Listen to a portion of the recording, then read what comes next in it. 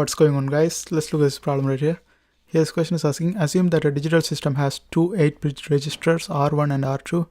It has two functions, select inputs F1 and F0. The digital system implements the microops as per the table given below. 00 R1 and R2 gives R1. R1 or R2 gives R1, and R1 XOR R2 gives R1, and complement of R1 XOR R2 gives R1. Okay, now let's go ahead and design the hardware of this one. Here we are going to use 2:1 multiplexer.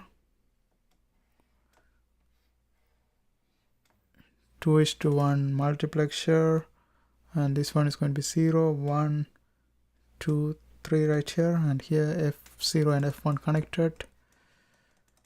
F1 connected. And here we are going to use two 8-bit registers. 8-bit register R1, 8-bit register R1, and another 8-bit register R2. 8-bit register R2. Okay. Now the next thing is we are going to connect all of them to this multiplexer.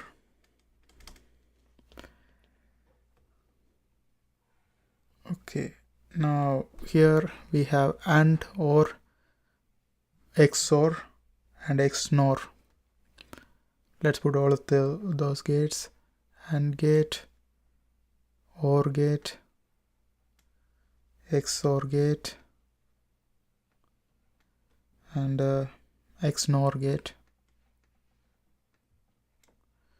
Okay, first R1 and R2. This is our R1 and this is our R2. R1 and R2. So we just directly connect this one right here.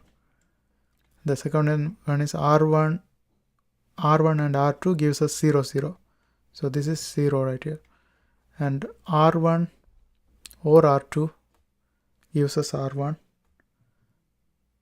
R1 or R2 gives R1, that is this. And then R1 XOR R2 gives R1. R1 XOR R2 gives R1. And the next thing is R1 XNOR R2 gives R1. Okay, that's it for this one. And these are, let's write the expressions. This is R1 and R2. And this one is R1 or R2. This is R1 XOR R2. This one is R1 XNOR R2. And that is the design. Now let's explain the design. So take two 8-bit registers, 8-bit shift registers, shift registers R1 and R2, R1 and R2, and connect them to AND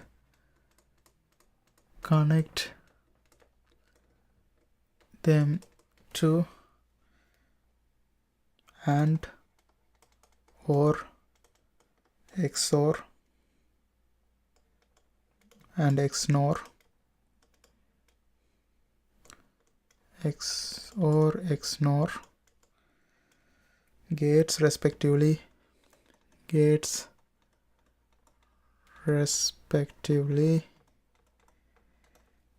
to perform the given micro operations, to perform the given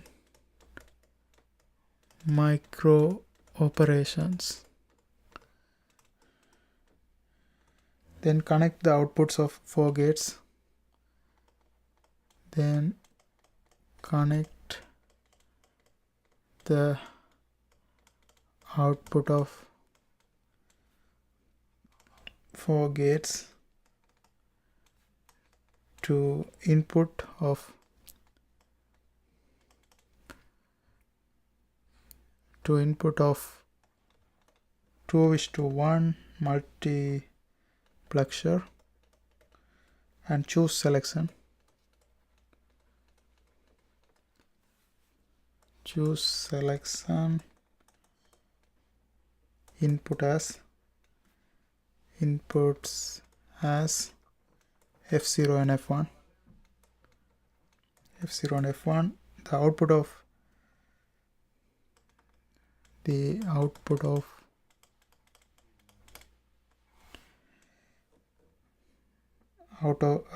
the multiplexer is redirected to register